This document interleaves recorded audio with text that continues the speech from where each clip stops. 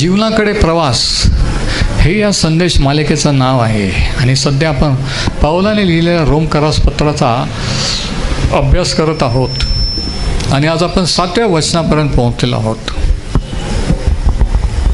पाऊल कोणी चित्रकार नव्हता, आर्टिस्ट नव्हता, पण त्याने त्याच्या लेखणीने, पेनने मनुष्याच्या जीवनाचं, ख्रिस्ती जीवनाचं चित्र हे रेखाटलेलं आहे. पहिल्या 3 अध्यायामध्ये त्याने असं चित्र रेखाटलं की सर्व मानवजात पापी आहे, देवाच्या गौरव अंतरलेले आहे. मग ते यहुदी असोत की विधर्मी असोत, विदेशी आहोत, सर्वांनी पाप केलेले आहे. अध्याय 4 आणि 5 मध्ये रोमकरास पत्राच्या त्याने ह्याच्यावर देवाचा उपाय सांगितलेला आहे की देवाने आपला पुत्र प्रभू येशू ख्रिस्ताला पाठवून देवाचं नीतिमत्व विनामूल्य मोबदल्या वाचून माणसाला देव केलेला आहे की पापी माणूस पवित्र देवासमोर नीतिमान ठरू शकतो स्वतःच्या धार्मिकतेने, येशू ख्रिस्ताच्या धार्मिकतेने. ही आनंदाची गोष्ट, ही सुवार्ता आहे. हे 4थ्या आणि 5व्या अध्यायात त्याने सांगितलेलं आहे की माणूस देवापुढे नीतिमान कसा ठरू शकतो याचं चित्र 4थ्या आणि 5व्या अध्यायात त्याने रेखाटलेलं आहे. आणि 6व्या अध्यायामध्ये ख्रिस्तावर विश्वास ठेवल्यानंतर, तारण झाल्यानंतर आपण विजयी जीवन कसं जगू शकतो, पापावर, सैतानावर कसं विजय मिळवू शकतो, हे त्याने चित्र रेखाटलेलं आहे रोमकरास 6 मध्ये. आणि 14व्या वचनात 6व्या अध्यायाचा तो म्हणतो की पापाची सत्ता तुमच्यावर चालणार नाही, कारण तुम्ही नियमशास्त्राधीन नाही तर कृपेच्या अधीन आहात. म्हणजे पापाच्या परिणामापासून, पापाच्या कंट्रोलपासून प्रभू येशू ख्रिस्ताने आपल्याला मुक्त केलं. कारण त्याने पापच नव्हे तर आदामापासूनचा आलेला पापी स्वभाव आपला स्वतःवर घेतला आणि तो पापी स्वभाव आपल्यामधला निष्क्रिय, पॉवरलेस केलेला आहे. म्हणून त्या स्वभावावर आपण विजयी होऊ शकतो. हे 6व्या अध्यायात त्याने सांगितलेलं आहे. पण 7व्या अध्यायामध्ये त्याने ख्रिस्ती जीवनात असलेल्या संघर्षाचं चित्र रेखाटलेलं आहे. आणि म्हणून आजच्या संदेशाचं टायटल किंवा शीर्षक आहे a portrait of a Christian life. संघर्षात असलेल्या ख्रिस्ती व्यक्तीचे चित्र, संघर्षात असलेल्या ख्रिस्ती व्यक्तीचे चित्र. A portrait of a struggling Christian. ख्रिस्ती जीवन एक स्ट्रगल किंवा संघर्ष आहे का? हो. आणि तो संघर्ष, ते युद्ध फक्त बाहेरूनच नाही तर ते आतून पण आहे. आणि मी तर म्हणतो बाहेरच्या पेक्षा आतून जास्त आहे. बाहेरून आपण देवाविरुद्ध ज्या शक्ती आहेत, जे लोक आहेत, त्यांना तर आपण लढा देतोच, पण खरा लढा आपला आतून आहे की आपले चुकीचे दृष्टिकोन, चुकीचे विचार, चुकीच्या कल्पना, तर्क वितर्क जे आपल्या मनात येतात, त्यांच्या विरुद्ध लढा देणं हा खरा संघर्ष आहे. आता आणि हा संघर्ष कसा असतो प्रत्येकाच्या जीवनात, पाऊलाच्या जीवनात, आणि याच्यावर काय उपाय आहे? जर आपण नीतिमान ठरलेलो आहोत, जर आपण पापापासून मुक्त झालेलो आहोत, पापावर विजय झालेलो आहोत, तर मग संघर्ष कशाला? प्रश्न आहे. तर आपण पाहू की हा संघर्ष कशामुळे असतो आणि त्या संघर्षावर आपण कसं विजयी होऊ शकतो. 7व्या अध्याय 1 वचन तो म्हणतो, बंधुजन हो, नियमशास्त्राची माहिती असलेल्या लोकांबरोबर मी बोलत आहे. म्हणजे कोणाबरोबर? इस्रायल लोकांबरोबर. नियमशास्त्र कोणासाठी होतं? विदेशांसाठी होतं का? नाही, इस्रायलासाठी होतं, यहुद्यांसाठी. तो म्हणतो म्हणजे यहुद्यांना उद्देशून मी बोलत आहे. मनुष्य जिवंत आहे तोपर्यंत नियमशास्त्राची सत्ता त्याच्यावर चालते, याविषयी तुम्ही अज्ञ आहा काय, म्हणजे हे तुम्हाला माहीत नाही काय, की जोपर्यंत यहुदी माणूस यहुदी धर्मातला जिवंत आहे तोपर्यंत तो नियमशास्त्र पाळतो, ते नियमशास्त्राच्या अधीन तो असतो. नवरा जिवंत आहे तोपर्यंत सधवा स्त्री नियमशास्त्राने त्याला बांधलेली आहे. नवरा मृत्यू पावल्यावर तिची पती नियमापासून सुटका होते. मग तो म्हणतो की जसा विवाहाचा कायद्याचा नियम आहे की नवरा जिवंत आहे तोपर्यंत बायको त्याची पत्नी आहे, ती कायद्याने विधीने.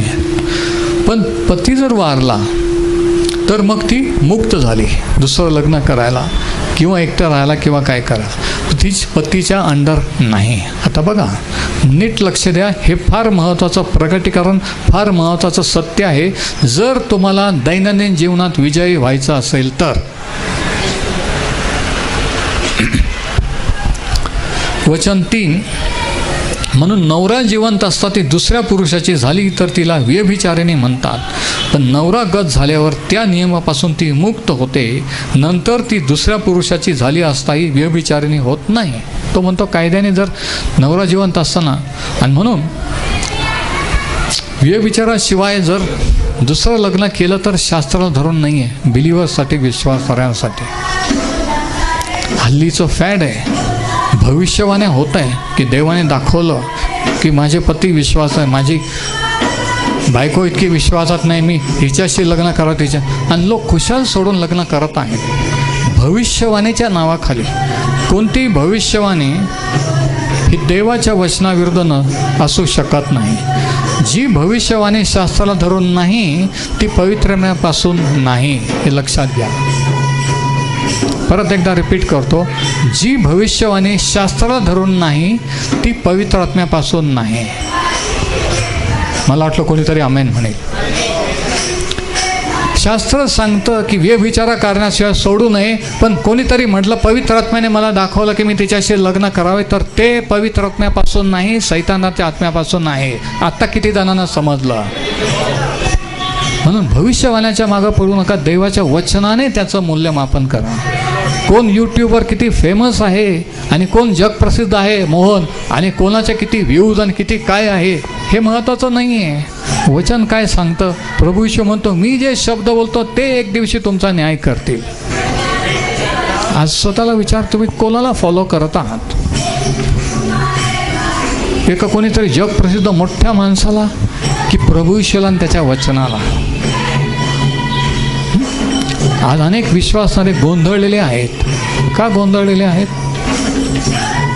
कारण वचनाला अभाव. तर तो म्हणतो की लग्नामध्ये जसं जोपर्यंत नवरा जिवंत आहे तोपर्यंत ती दुसरं लग्न करू शकत नाही, पण नवरा वारल्यानंतर ती करू शकते. पण जिवंत असताना केलं तर ती व्यभिचारिणी ठरते. मग आता हे उदाहरण देऊन त्याला पुढं काय म्हणायचं आहे ते तो पॉईंट बघा. त्याप्रमाणे वचन 4, त्याप्रमाणे बंधुजन हो, तुम्ही ख्रिस्त शरीराच्या द्वारे नियमशास्त्राला मेलेले आहात. आत्ता मेन पॉईंट सुरू, आत्ता नीट लक्ष द्यायचं. त्याप्रमाणे या पती पत्नी, त्याप्रमाणे बंधुजन हो, तुम्ही ख्रिस्त शरीराच्या द्वारे नियमशास्त्राला मेलेले आहात, यासाठी की तुम्ही दुसऱ्याचे म्हणजे मेलेल्यातून जो उठविला गेला त्याचे व्हावे आणि आपण देवाला फलदायी असे व्हावे. आता इथे काय म्हणायचं आहे त्याला? 6व्या वचनात त्याने सांगितलं की प्रभू येशू ख्रिस्ताने आपला जुना मनुष्य किंवा आदामापासूनचा स्वभाव त्याच्यावर घेतला आणि ज्यावेळेस तो मरण पावला तो पापी स्वभाव वधस्तंभावर खिळून टाकला. म्हणून ख्रिस्तावर विश्वास ठेवल्यानंतर माणूस आतून बदलतो आणि कधी कधी म्हणतो की मी जर तो माणूस असतो ना तर मग त्याला पाहिलं असतं. असं का होतं? कारण तो माणूस आता हा राहिलेला नाही आहे, काहीतरी आतून झालेला आहे. तर संघर्ष काय असतो की जुना पापी स्वभाव आपल्याला अडखळण आणतो, आडवा येतो. दुसरा संघर्ष नियमशास्त्र किंवा देवाचे नियम पाळण्याचा प्रयत्न करणे. हे दोन संघर्ष धार्मिक माणसाच्या जीवनात असतात. पापाविरुद्धचा लढा, आतून प्रॉब्लेम, वाईट विचार, वाईट कल्पना, दुष्टबुद्धी, आणि बाहेरून प्रॉब्लेम की देवाचे नियम कसे पाळायचे, किती पाळायचे, काय करायचं. तो म्हणतो ख्रिस्त शरीराच्या द्वारे तुम्ही नियमशास्त्राला मेलेले आहात. कलोस्यकरास पत्रात पाऊल म्हणतो की प्रभू येशू ख्रिस्ताने पापी स्वभाव तो वधस्तंभावर खिळून टाकला, पण आपल्या विरुद्ध असलेला दस्तऐवज नियमशास्त्राचा विधी ते देखील खिळून टाकला. म्हणजे काय की नियमशास्त्र सुद्धा त्याने पाळलं आणि ते रद्द केलं.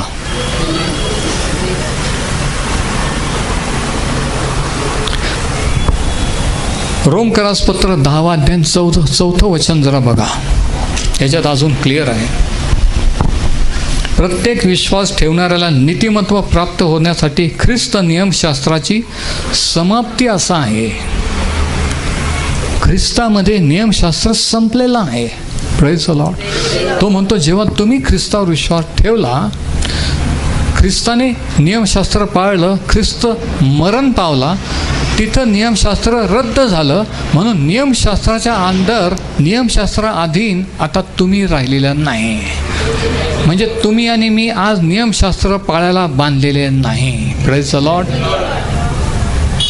हे फार महत्त्वाचं आहे. मला माहिती आहे वादग्रस्त आहे, कारण लहानपणापासून ख्रिस्ती कल्पना ही आहे की आपण नियम पाळले पाहिजे, हे केलं पाहिजे, ते नाही. म्हणून नीट ऐका शास्त्र काय सांगतं. खरी मुक्ती जर विजयी व्हायचा असेल, तो म्हणतो की तुम्ही नियमशास्त्रासाठी मेलेले आहात. म्हणजे त्याला हे म्हणायचं की नियमशास्त्र जसं का एक पती होता तुमचा, यहुदी लोकांचा विश्वास ठेवणारा की यहुदी ही पत्नी आणि पती नियमशास्त्र. पण तो पती किंवा नियमशास्त्र प्रभू येशूने स्वतःवर पाळलं आणि मरण पावला. त्यावेळेस तो पहिला पती म्हणजे नियमशास्त्र मरण पावलं, म्हणजे पहिला पती मरण पावला.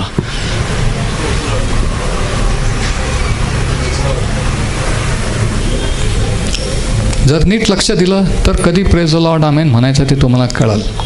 नुसतं पाहणार नाही. म्हणून सांगतो परत एकदा की नीट लक्ष द्या. त्याप्रमाणे बंधुजन हो, तुम्ही ख्रिस्त शरीराच्या द्वारे नियमशास्त्राला मेलेले आहात. नियमशास्त्र मेलेलं नाही आहे, तुम्ही त्याच्यासाठी मेलेले आहात. यासाठी की तुम्ही दुसऱ्याचे म्हणजे दुसऱ्या पतीचे म्हणजे मेल्यातून जो उठविला गेला त्याचे व्हावे. म्हणजे कोणाचे? ख्रिस्ताचे. म्हणजे दुसरा पती कोण? प्रभू येशू ख्रिस्त. पहिला पती कोण होता? नियमशास्त्र. दुसरा पती कोण? आमेन. किती जणांना समजतंय मी काय बोलतोय ते?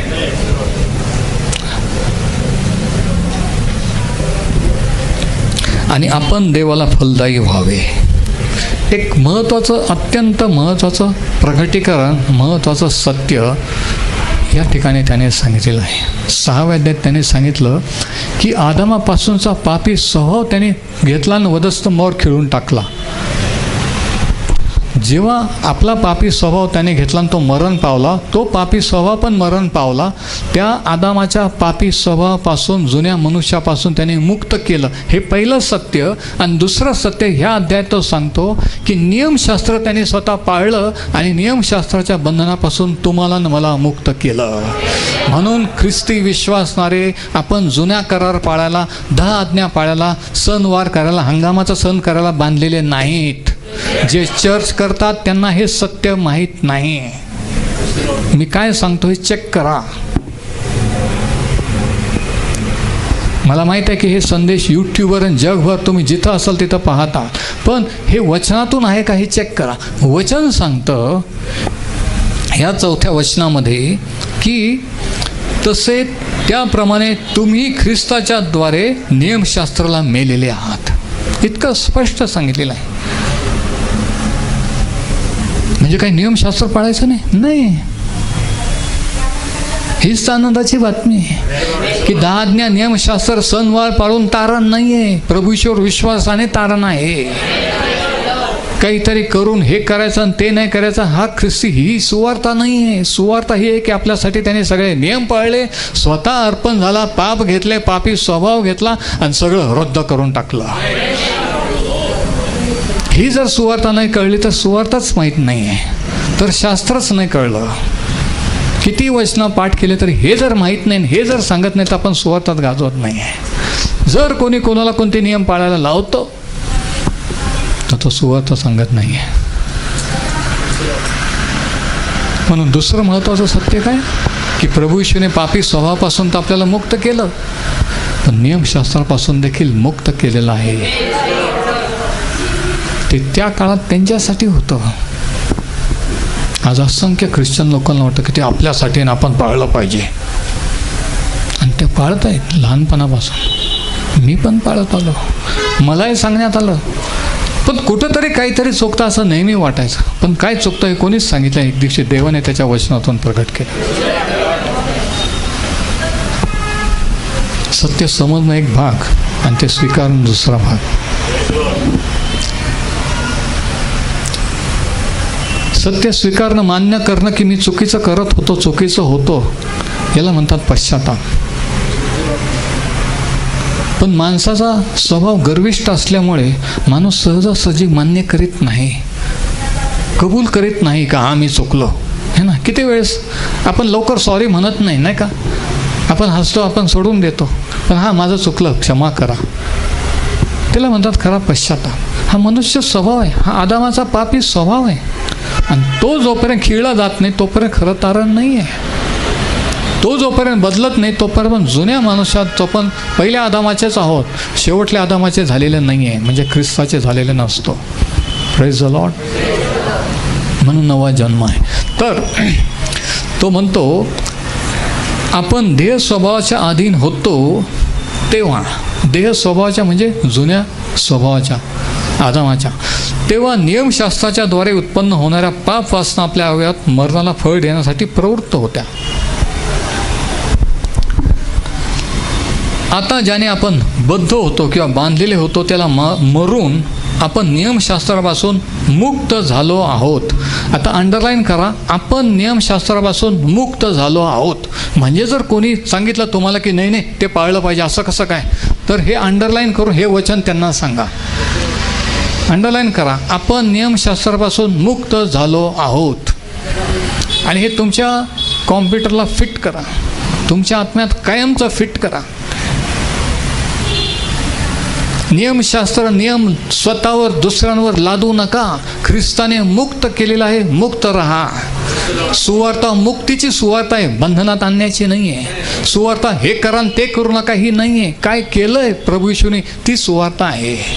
जे केलं ते समजून त्याच्यावर विश्वास ठेवायचा आहे, ही आनंदाची बातमी आहे.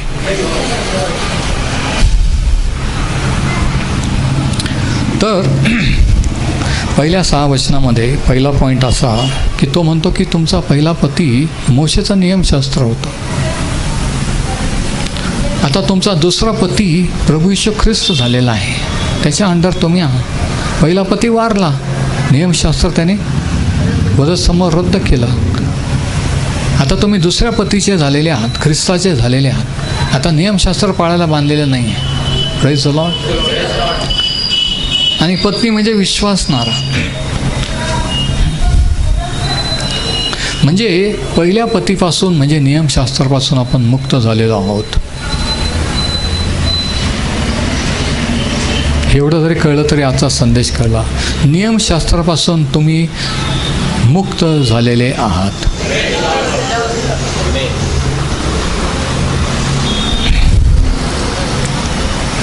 आता आपला पती नियमशास्त्र नाही आहे, तर आपला पती प्रभू येशू ख्रिस्त आहे. त्याच्या कृपेने है ना, आपण त्याला त्याच्या कृपेने बांधलेलो आहोत. मग नियमशास्त्र काय होतं, त्याचा काय फायदा होता हे 7 ते 13 तो सांगतो. आपण वाचू तर मग काय म्हणावे, नियमशास्त्र पाप आहे काय, असं अगदी नाही. तर पापाची ओळख नियमशास्त्रापासून कशाने मला झाली नसते. म्हणजे नियमशास्त्र वाईट नाही, मग त्याचा फायदा काय की नियमशास्त्राने पाप काय हे समजतं.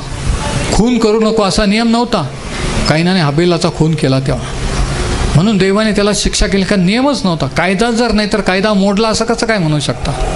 किती जणांना समजत आहे? कायदा आहे तर तो मोडला गेला असं म्हणता येतं, पण नियमन कायदे जर नव्हते दिलेले, समजतं ना, तर मग शिक्षा देणार कसं कायनाला की त्याने मर्डर केला म्हणून? आमेन. नियमशास्त्र नंतर आलं मोशेच्या काळात, पण तोपर्यंत काय झालं? देवाने पापाकडे दुर्लक्ष केलं, कारण नियमच नव्हते, कायदाच नव्हता. माणसाने आपण होऊन देवाची आज्ञा पाळावी ही त्याची इच्छा होती, पण पाप वाढतच गेलं. मग शेवटी ते कायदे कानून नियमशास्त्र द्यावं लागलं कंट्रोलमध्ये राहण्यासाठी. पण नियमशास्त्राने पापाची जाणीव होते. खून करू नको म्हणू कळलं, रे खून करणं म्हणजे पाप आहे. व्यभिचार करू नको, अरे व्यभिचार करणं म्हणजे पाप. म्हणजे नियमशास्त्राने काय होतं? पाप काय आहे हे समजतं. Praise the Lord. नंतर वचन 8 वचन 7, लोभ धरू नको असे नियमशास्त्र सांगितले नसते तर लोभाचे ज्ञान मला झाले नसते. ह्या आज्ञेच्या योगे पापाने संधी साधून माझ्या सर्व प्रकारचा लोभ उत्पन्न केला, कारण नियमशास्त्र वाचून पाप निर्जीव आहे. म्हणजे काय? तो म्हणजे जोपर्यंत माहीत नव्हतं तेव्हा काही नव्हतं, पण जेव्हा माहीत झालं आणि मी पाळण्याचा प्रयत्न करायला लागलो तेव्हा काय झालं? आणखी पाप करू लागलो. तुम्ही पाहिलेलं आहे, इथे वाहने उभे करू नयेत, तिथंच जास्त वाहने उभं राहतात. नो पार्किंग म्हणजे तिथंच गाड्या आहे ना. लहान लेकराला सांगितलं असं करू नको, तो नेमकं तसंच करतो. हा स्वभाव लहानपणापासून, आदामापासूनचा स्वभाव जन्मल्यापासून आपल्याजवळ आहे. तो म्हणतो की जेव्हा मला देवाचं नियमशास्त्र कळायला लागलं की नियम ते मी पाळण्याचा जेव्हा प्रयत्न करायला लागलो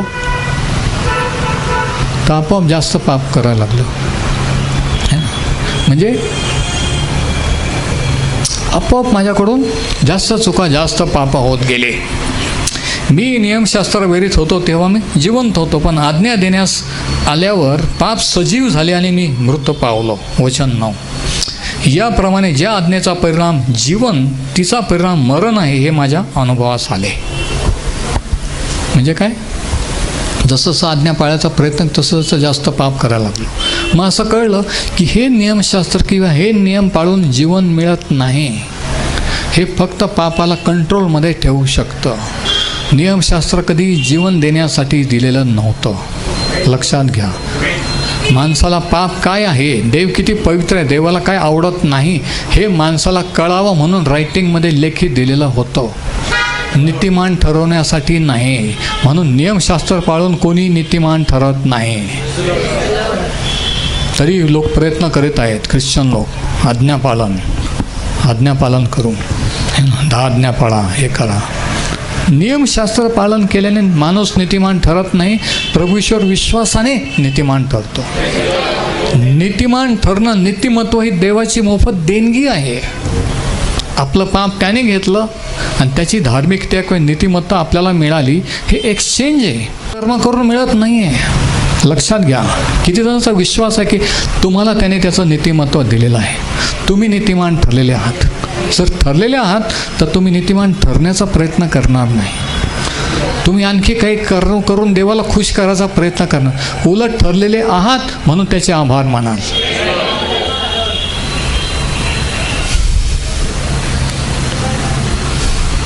आणि जे असा प्रयत्न करत होते त्या काळात त्यांना प्रभू येशू म्हणतो की अहो कष्टी व भाराक्रांत जन हो.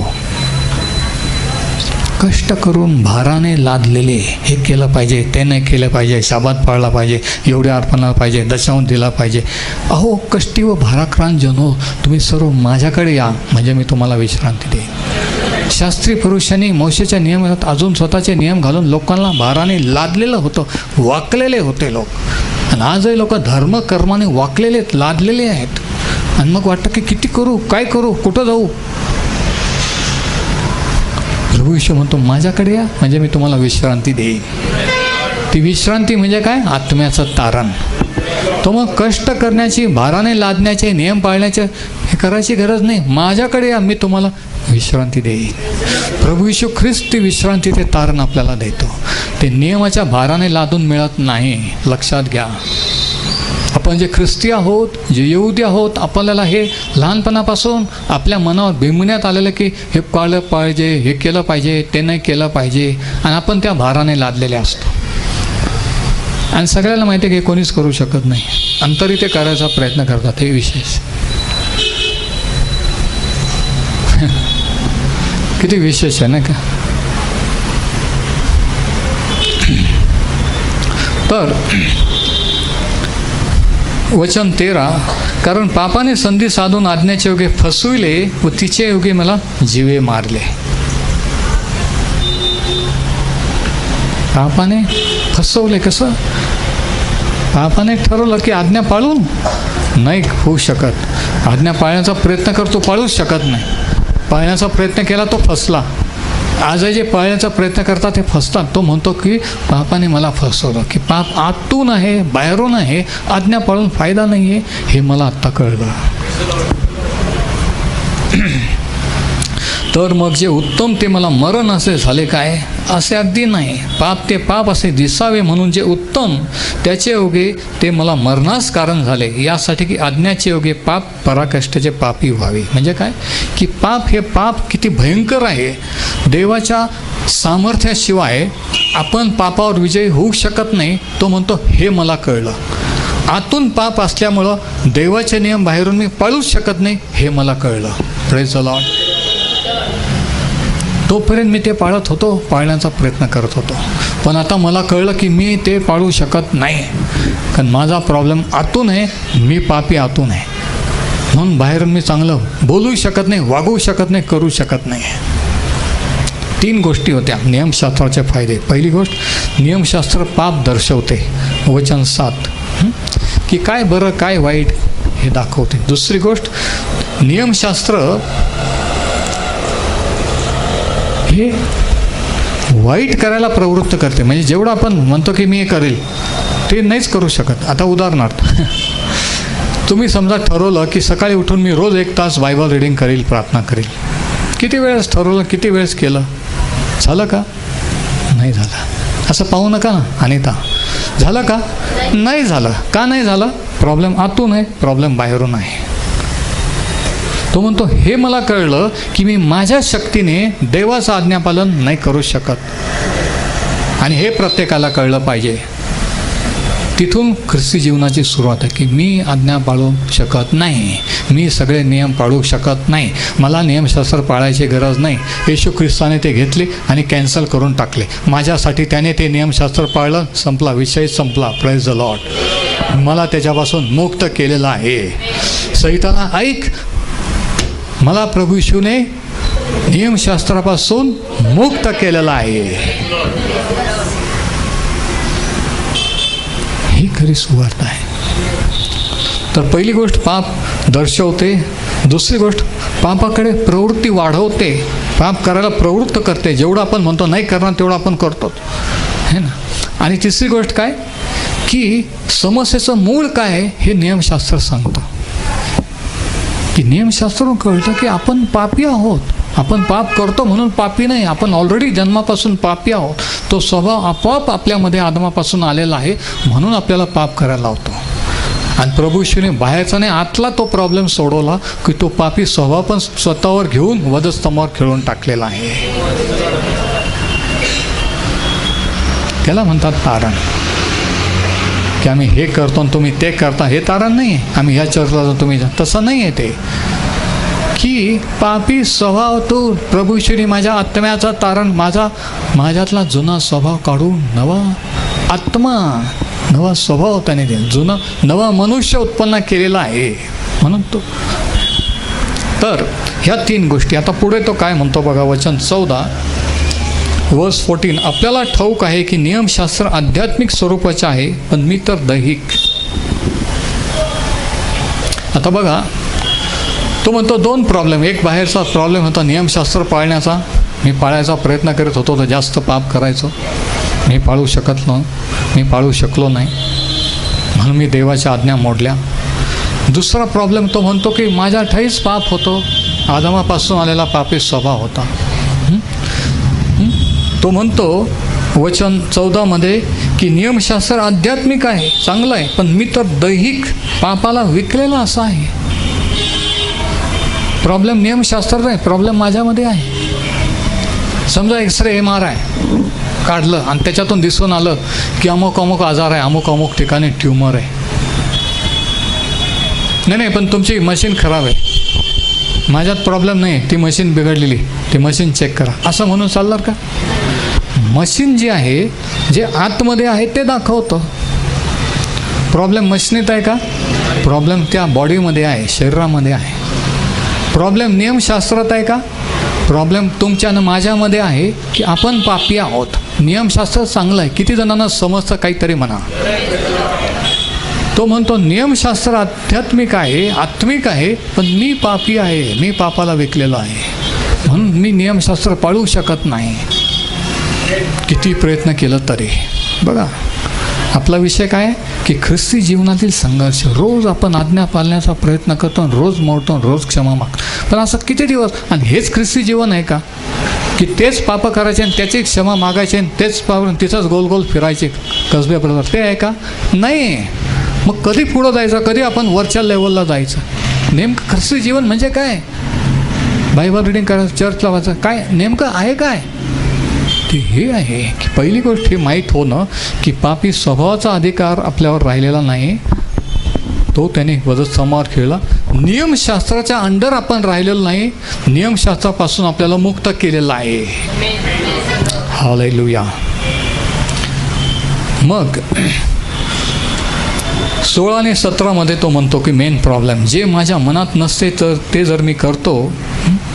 वचन 18, वचन 15, जे कर्म मी करतो ते मला माहीत आहे, पण जे माझ्या मनात आहे ते मी करतो असे नाही, तर जे मला द्वेष किंवा वाईट वाटते तेच मी करतो. वचन 17, ह्यावरून ते कर्म मी करतो असे नाही, तर माझ्या ठाई वसणारे पाप करते, म्हणजे पापी स्वभाव करतो. आता तुम्ही म्हणाल 6व्या अध्यायात आपण पाऊल सांगतो की प्रभू येशूने पापी स्वभाव स्वतःवर घेऊन खिळून टाकला आणि आपल्याला मुक्त केलं. मग हे पाप कसं काय अडखळण होतं? म्हणजे हे की तुमचा बाप्तिस्मा झाला तरी तुम्ही कसं खोटं बोलू शकता, कसं खोटेपणाने वागू शकता, कसं काय पाप करू शकता? करू शकता, हेच पाऊलाला म्हणायचं. आपल्या इच्छेवर आहे, माझ्या इच्छेवर आहे. मी पाहिजे तर व्यभिचार करू, मी पाहिजे तर मर्डर, मी पाहिजे तर काही करू शकतो, पण माझ्या इच्छेवर आहे. मी पाहिजे तर ते करू शकत पण नाही आहे. म्हणजे काय?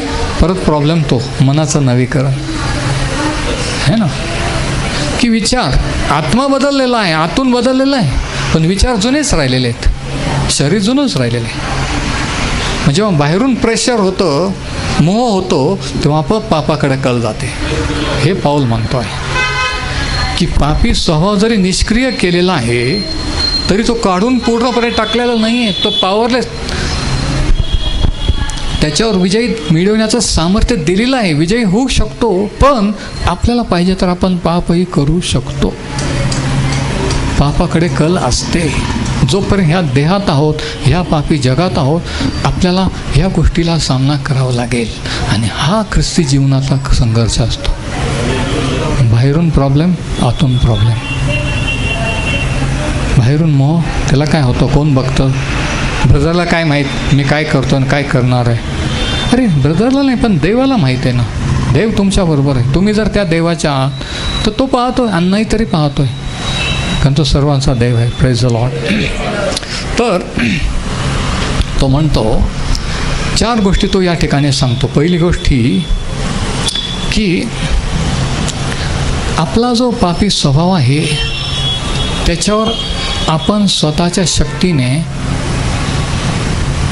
नियंत्रण मिळवू शकत नाही. लिहून घ्या पॉईंट. आपल्या पापी स्वभावावर आपण स्वतःच्या शक्तीने नियंत्रण मिळवू शकत नाही. मी असं करणारच नाही म्हटलं की तुम्ही तेच करणार. मी भांडण करणार, तुम्हीच भांडण सुरू करणार. म्हणून असं म्हणूच नका की मी करणारच नाही, कारण तुमच्यामध्ये माझ्यामध्ये तो स्वभाव आहे. त्याला आपण चॅलेंज नाही करायचं है ना. जसं झोपलेला सिंह त्याला जागा करायचं, तशातला प्रकार आहे तो. ज्या गोष्टीनं मोह होतो त्या ठिकाणी जायचं, त्या लोकांशी बोलायचं आणि मग म्हणायचं की मी पिणार नाही, मी हे करणार नाही. पण जाता कशाला, राहता कशाला? जी गोष्ट, जे लोक तुम्हाला पापात पाडतात त्याच्यापासून दूर राहिलं तर तुम्ही त्याच्यावर कंट्रोल कराल. Praise the Lord. तर पहिली गोष्ट तो म्हणतो की स्वतःच्या शक्तीने आपण कंट्रोल नाही. दुसरी गोष्ट तो म्हणतो आपण स्वतःच्या इच्छेने जे योग्य ते करू शकत नाही. आपल्याला इच्छा होते चांगलं ते करायला पाहिजे, वाईट नाही, तरी वाईट आपल्या हातून घडतं. म्हणजे आपण आपल्या मनातली इच्छा पूर्ण करू शकत नाही. वचन 18 वचन, कारण मला ठाऊक आहे की माझ्या ठाई म्हणजे माझ्या देह स्वभावात काही चांगले बसत नाही. इच्छा करणे मला होते, पण साधू कर्म किंवा चांगले करणे हे होत नाही. जे चांगले करावे असे मला वाटते ते मी करीत नाही, जे करावे असे वाटत नाही, जे वाईट ते मी करतो. आणि हे कोणाचे शब्द आहेत माहीत आहे का? ज्याने अर्ध्याच्या वर नवा करा दिला, ज्याला येशू ख्रिस्ताने दर्शन दिलं, नावाने बोलवलं, त्याचे शब्द आहेत. तो म्हणतो हा खरा ख्रिस्ती जीवनाचा संघर्ष आहे की आपण पोहोचलो नाही आहे. जोपर्यंत ह्या मर्त्या देहात आहोत, जोपर्यंत ह्या पापी जगात आहोत, ह्या गोष्टीला आपण फेस करू. बाहेरून प्रेशर येतील, पाप करायला दुरात्मे लोक लावतील, मोहात पाडतील. आतलं प्रॉब्लेम, आपले विचार आपल्याला चुकीच्या दिशेला नेतील, चुकीची गोष्ट पाप करायला लावतील. आणि हा ख्रिस्ती जीवनातला संघर्ष आहे. आणि याला आपण दररोज लढा देत असतो. आणि याच्यावर विजयी होणं म्हणजे ख्रिस्ती जीवनात विजयी होणं आहे. मोठमोठे पराक्रम करणं, येशूच्या नावात दुसऱ्यांना मुक्त करणं, जोरजोरात प्रार्थना, हे नाही आहे. हा नंतरचा भाग, तो रिझल्ट आहे. पहिल्याने इथं विजय मिळवला पाहिजे. Praise the Lord. हे झाल्यानंतर ते होईल. Praise the Lord. स्वतः मुक्त झाल्यावर दुसऱ्याला मुक्त कराल. तर तिसरी गोष्ट म्हणतो की आपल्यामध्ये पापी स्वभाव आहे, ह्याच्याकडे आपण दुर्लक्ष करू नये. आपल्या ठाई पापी स्वभाव आहे, ह्याच्याकडे आपण दुर्लक्ष करू नये. पापी नाही आहे, पण पापी स्वभाव आपल्यामध्ये आहे. तो जरी निष्क्रिय झालेला आहे, वधस्तंभावर, तरी तो आपल्याला धोका देऊ शकतो. तरी आपण पाप करू शकतो, पाप करायला लावू शकतो. हे आपण विसरायचं नाही आहे. म्हणजे काय, म्हणजे असं ओव्हर कॉन्फिडंट व्हायचं नाही, नाही मी ते करणारच नाही. ज्याने एवढे स्तोत्र लिहिले तो दावीद राजा, त्याने विचार केला. अब्रामासारखे, मोशासारखे वयस्कर झाल्यानंतर त्यांनी चुका केल्या. पापी स्वभाव आयुष्यभर आपल्यामध्ये असतो, त्याच्याकडे आपण दुर्लक्ष करू नये, ओव्हर कॉन्फिडंट होऊ नये की ते पडले, ते पापात पडले पण मी नाही पडणार, असं नाही. जो उभा आहे त्याने आपण पडू नये म्हणून सांभाळावे. आणि चौथी गोष्ट तो म्हणतो की आपल्या ठाई उणिवा आहेत, आपण अजून पोहोचलो नाहीत, परिपूर्ण नाहीत, हे आपण कबूल करायला हरकत नाही आहे. तो पण कबूल करतो. बघा, तो म्हणतो वचन 21, जो मी साधू कर्म करू पाहणारा, तो मला हाच नियम आढळतो की वाईट ते पुढे येते. माझे अंतस्थ जे आहे ते देवाच्या नियमशास्त्रामुळे हर्ष करते. आतून मला आनंद वाटतो, देवाच्या आज्ञा पाळायला इच्छा होते, पण बाहेरून तो म्हणतो जे नको तेच माझ्या हातून घडतं. किती खरं आहे नाही का? हे खरं ख्रिस्ती जीवन आहे. हे जे खरे ख्रिस्ती आहे त्यांना समजतंय पाऊल काय म्हणतो ते. तुम्ही जर खरंच देवाच्या, तुमचं जर तारण झालं असेल, तुम्हाला ही भाषा कळेल की तो काय म्हणतोय, नाही तर तुमच्या डोक्यावरून जाईल. हा संघर्ष दैनंदिन रोज असतो. करायचा का नाही, ही गोष्ट करू का नको, रॉंग आहे तरी पण नाही, पण त्याला काय होतं, हे रोज आपल्या मनात असतं. हा प्रेशर, आतून प्रेशर आहे, बाहेरून प्रेशर आहे, आणि हा संघर्ष आहे. मग तो म्हणतो वचन 23, तरी माझ्या अवयवात मला एक निराळाच नियम दिसतो. आत्ता बघा याच्यावर काय उपाय तो सांगतो. माझ्या अवयवात म्हणजे शरीरात एक निराळाच नियम दिसतो. तो माझ्या मनातल्या नियमाबरोबर लढून मला कैद करतो आणि माझ्या अवयवातील पापाच्या नियमाचा स्वाधीन करतो. म्हणजे आणखी एक नियम, आणखी एक शक्ती माझ्यामध्ये कार्य करते की जी चांगलं करायला प्रवृत्त करते आणि एक वाईट करायला. आणि जे चांगलं करायचं त्याचं मी ऐकतो तेव्हा जे वाईट आहे त्याच्यावर मी विजयी होतो. जे चांगलं करायला मी जातो आणि मी ऐकतो, ज्याच्या अधीन तुम्ही आहात 6व्या अध्यायात त्याचे तुम्ही दास किंवा गुलाम आहात, आत्म्याचे की शरीराचे, है ना. मग तो म्हणतो किती मी कष्टी मनुष्य, मला ह्या मरणाच्या देहापासून कोण सोडविल. तो म्हणतो हा जर प्रॉब्लेम आहे तर ह्याच्यावर काय उपाय आहे, कोण मला सोडविल. आत्म्याचं तारण झालेलं, पण हे विचार, हे बाहेर जगातलं पाप, हे पापी लोक, हे मनातले येणारे चुकीचे भ्रष्ट विचार, चुकीचे विचार, कधी याच्यावर मी विजयी होईल, कोण मला याच्यातून मुक्त करेल. बघा, म्हणून चौथा पॉईंट काय की आपल्या उणीवा आपण जसं आहोत तसं कबूल करायला काहीच हरकत नाही आहे. असं दाखवायची गरज नाही की मी फक्त खूप अनॉइंटेड आहे ना, तुम्ही एकदम खाली आहे, मी एकदम वर आहे. तो म्हणतो तर काही गरज नाही आहे. पावलासारखा जर म्हणतो की हे माझ्या हातून घडतं, माझं जीवन हे असं आहे, तरी काही जण असं दाखवतात की एकदम ते सुपर ह्युमन आहे, सुपरमॅन है ना, सुपर सेंट्स, आणि ते दुसऱ्यांना खाली पाहतात. हे तुला काही कळत नाही, तुला अजून प्रार्थना करते, साक्ष देता येत नाही. तसं नाही आहे. आपल्या उणीवा चुका कबूल करायला कमीपणा नाही. Praise the Lord. आपण जसं आहोत तसं रिअल राहायचं, खोटं नाही, डुप्लिकेट, ओरिजिनल जे आहे ते असं आहे ना. ओरिजिनल मी आहे ते कसं आहे तुम्हाला माहीत आहे ना. जर खोटं वागलास तुम्हाला माझा खरा स्वभाव कळला नसता, है ना. मी खोटं दाखवलं असतं तर नाही. पण तुम्हाला माहीत आहे की ब्रदरला कधी राग येतो, कधी चिडतात, कधी काय आवडतं, कारण मी ओरिजिनल वागतो, डुप्लिकेट नाही. उगीच खोटं हसा, खोटं प्रेज द लॉर्ड नाही, रॉंग तर रॉंग. तर तो म्हणतो की जसं आहोत तसं आपण कबूल करायला हरकत नाही. चौथी गोष्ट. आणि मग तो म्हणतो की याच्यातून कोण सोडविल, आणि मग याचं उत्तर तो 25व्या वचनात देतो. याच्यावर उपाय, याचं उत्तर काय. वचन 25, आपला प्रभू येशू ख्रिस्त याच्याद्वारे मी देवाचे उपकार स्मरण करतो. याप्रमाणे मी स्वतः मनाने देवाच्या नियमांचे दास्य करतो आणि देहाने पापाच्या नियमाचे दास्य करतो. तो म्हणतो की प्रभू येशूच्या मी आभार मानतो, कारण मी आता इथं मनाने लिहिलं, पण ओरिजिनलमध्ये लिहिलं आहे की आत्म्याने मी देवाच्या अधीन आहे.